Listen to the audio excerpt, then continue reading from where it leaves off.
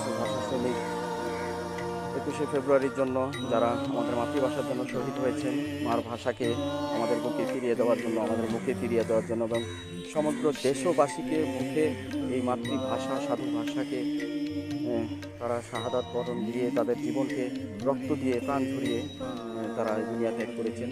তো তাদের কবর আজিমপুর কবরস্থানে অবস্থিত। তো আমরা দেখবো এখন ভাষা সৈনিক শফিউর রহমান ভাষা সৈনিকের কবর থেকে শুরু করলাম। তো চলুন, আরও আছে কয়েকজন, তাদেরকে দেখে আসি।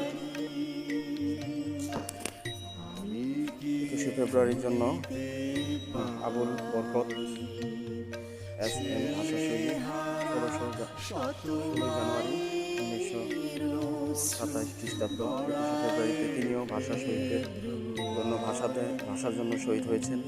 তো তার নাম হচ্ছে আবুল বরকত। তারপর ইনি হচ্ছে শহীদ মিনারের স্মৃতি।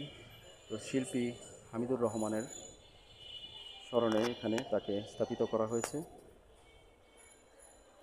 সৌজন্যে বাংলাদেশ ব্যাংক।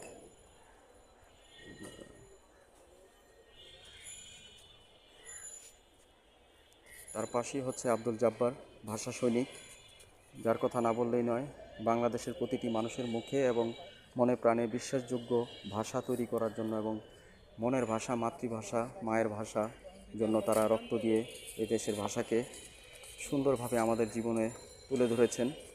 আর তারা এই আজিমপুর কবরস্থানে শুয়ে আছেন চারটি শহীদ পরিবারের শহীদ বীরশ্রেষ্ঠরা, যাদের স্মৃতিতে আমরা সারা জীবন এবং সারা পৃথিবীর মানুষ যারা বাংলা ভাষায় কথা বলেন তাদের মনের আকাঙ্ক্ষাকে এখন এই বাংলা ভাষায় প্রকাশ করতেছেন।